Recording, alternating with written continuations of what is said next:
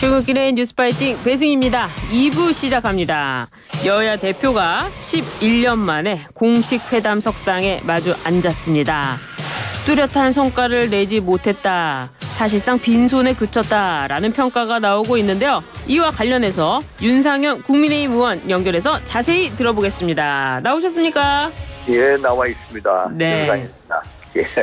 어제 국회에서 한동훈 대표와 이재명 대표가 만났습니다. 11년 만에 열리는 여야 대표 회담이었는데요. 총평 먼저 들어볼까요?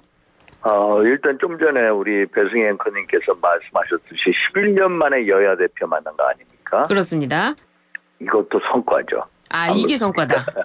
네.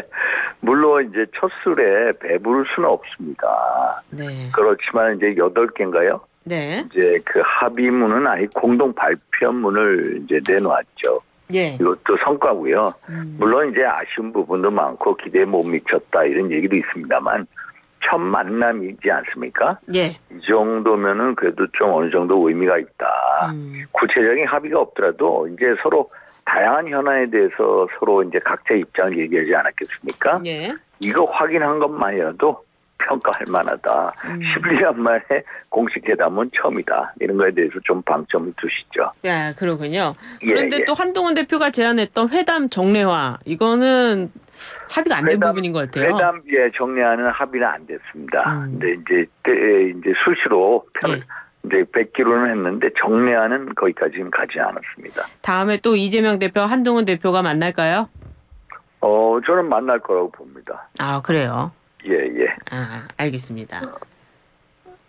한동훈 대표와 이재명 대표는 모두 발언부터 입장차가 드러났는데요. 예. 한동훈 대표가 이재명 대표의 사법 리스크를 겨냥하자 이재명 대표는 정부의 계엄령 선포서를 거론하면서 날을 세웠습니다. 다시 만날 수 있을까요? 이렇게 서로 날을 세우고 있는데요. 왜냐면요. 네. 여야 대표 회담 먼저 한동훈 대표가 생중계하지 않았습니까? 예. 생중계하자고 주장을 했죠. 그러니까 이제 여야 대표가 만나면 보통 자신의 핵심 지지층을 향해서 이제 분명한 메시지를 내야 됩니다. 예. 한동훈 대표 입장에서 이재명 대표 사법 리스크를 이제 부각시킨 거고요. 그렇죠? 예. 근데 이재명 대표는 이제 뜬금없이 계엄령 얘기를 했어요. 근데 계엄령 얘기는 대통령실이 즉각 반박에 나왔습니다만 계엄령 할 수가 없습니다. 네. 또 국회에서 과반 이상이 이제 동의 얻으면 바로 해제가 되거든요. 네. 그래서 이제 좀 제가 이걸 보면서 이재명 대표 리스크는 이제 현실이 되어가고 있는 상황이고요. 예. 또 또 이제 뜬금없는 계엄령으로 이제 이렇게 얘기했는데 이거는 한마디로 허상이고요. 예. 그래서 일단은 민생협의기구 공통 이제 공약을 낸 민생협의기구 만들겠다 했는데 거기서 금투세 같은 거는 이제 아마 얘기가 될 겁니다. 예. 얘기가 되고 그러면 그걸 계기로 해서 합의가 안 된 25만 원이라든지 예. 또 전직 해병 특검법 이런 거는 계속 밀어붙이려고 할 거예요, 민당이. 그래서 그 다음에 만남 또 있을 수 있다고 봅니다. 그래서 만날 수 있을 것 같다.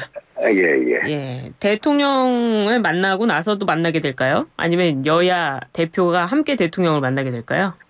그거는 아직까지는 두고 봐야죠. 예. 이 여야 이제 민생협의기구가 어떻게 하느냐. 또 거기서 안 되면 또 이제 대통령하고 만나자 이렇게 나올 수도 있거든, 민당이. 그건 좀 더 지켜봐야 될 것 같습니다. 그래요. 알겠습니다. 예. 이와 관련해서 여야 대표가 그 의정 갈등에 대해서는 이 협의를 좀 했습니다. 의제에는 없었는데 이 의료 차질 대책을 협의키로 했습니다. 이게 지금 여당 대표 한동훈 대표가 정부를 향한 어떤 공격성이라고 볼 만한 부분도 있을 것 같은데요. 이 부분은 어떻게 평가하세요? 일단은 합의한 거에 대해서는 이제 중요한 게 있죠. 의료 사태와 관련돼서는 2025년도 의대 증원은 더 이상 논의가 불가하다. 네.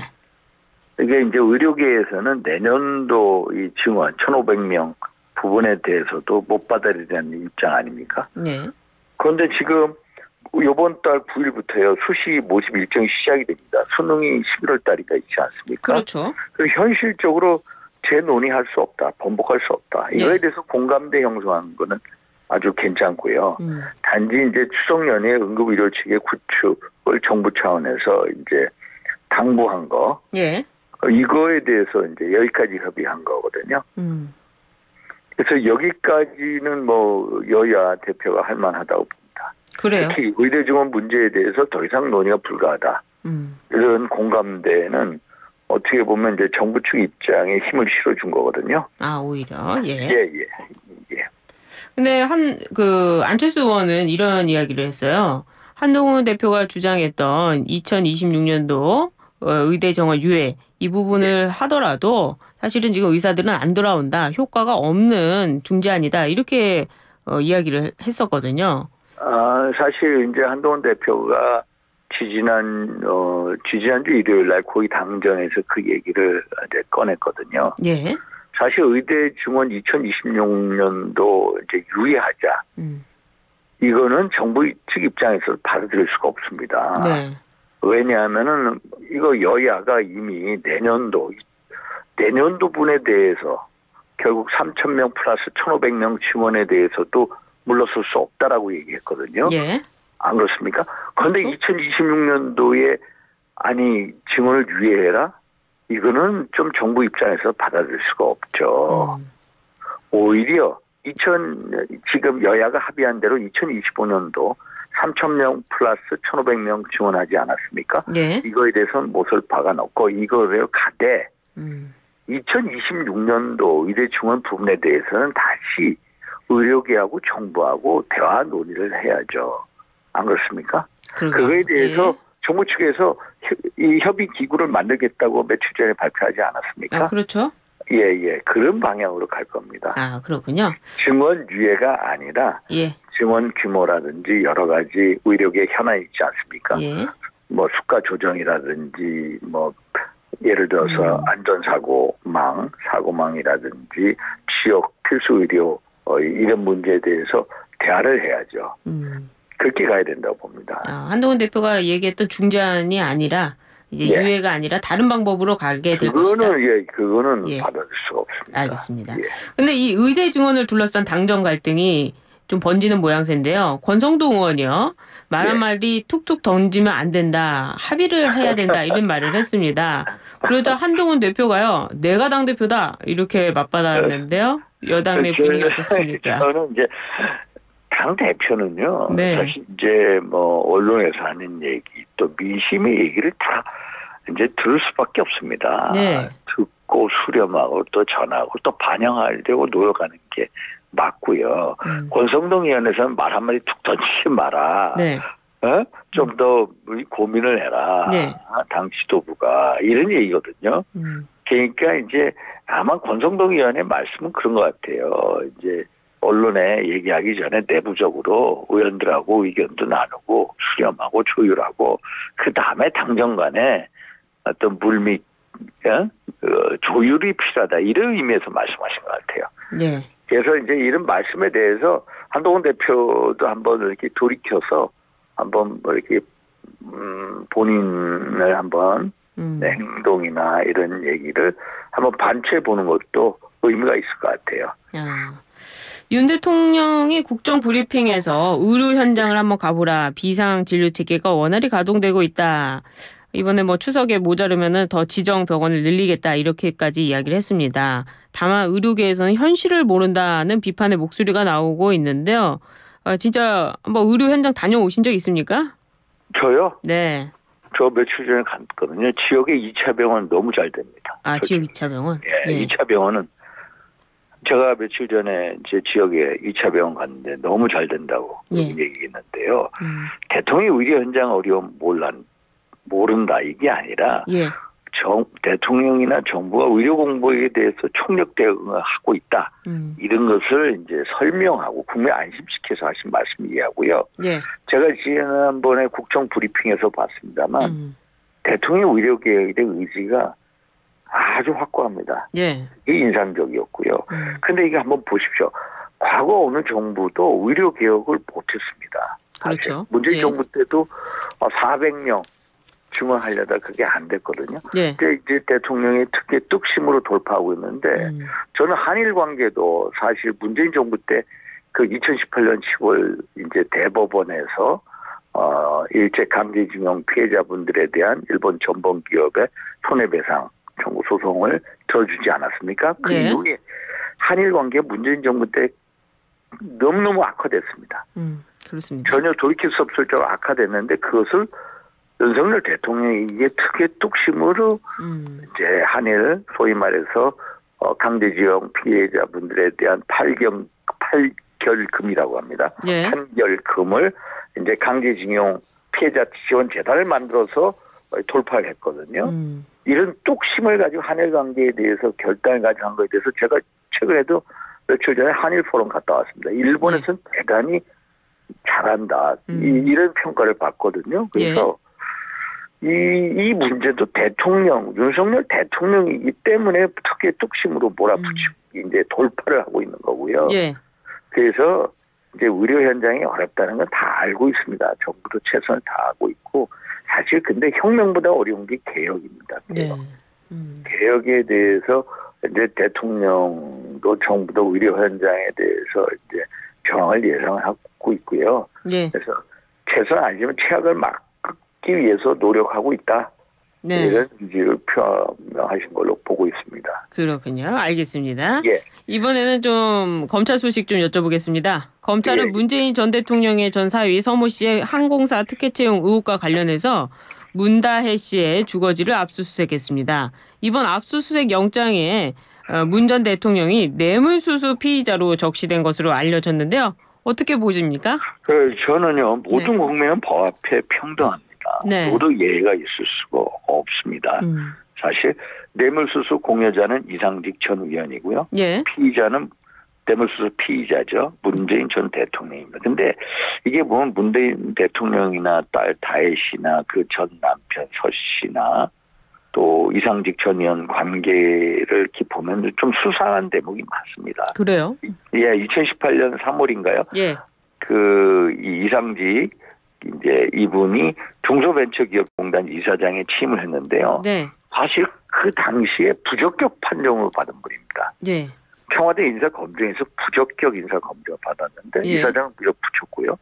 그 다음에 3, 4개월 만에 그 문재인 대통령 전 사위가 이 이상직 의원이 하는 타이스타제를 전무로 채용을 하고요. 예. 그런데 항공업계 이력이 전혀 없습니다. 예. 그래서 월급 800만 원 받고 또 태국에 있으니까 또 무슨 집세로 350만 원 받았다는 거거든요. 체류비 같이. 예. 그래서 이게 뭐냐면은 소위 말해서 네. 이게 바로 이제 뇌물죄라는 겁니다. 뇌물죄. 네. 그러니까 사이 취업을 시켜서 딸 부부에게 생활비를 줄 필요가 없어진 거거든요. 그래서 그걸 이제 문재인 대통령이 뇌물죄로 경제적 이득을 취한 게 아니냐. 예. 그러니까 이거에 대해서 문재인 대통령은 이제 중소벤처기업진흥공단이라는 이제 이 직무를 줬다는 거거든요. 네. 대통령의 직무로서 그런 걸 주고 대가로서 이 딸 사이 부부에게 경제적 도움을 받았다. 예. 이건데 이거는 이제 이 대통령의 직무 관련성을 입증해야 되고요. 예. 또 대가성도 입증해야 되고 또 경제 공동체를 입증을 해야 되는데 이거는 이제 검찰 수사를 좀 더 지켜봐야 될 것 같습니다. 그래요. 그런데 예. 민주당은요.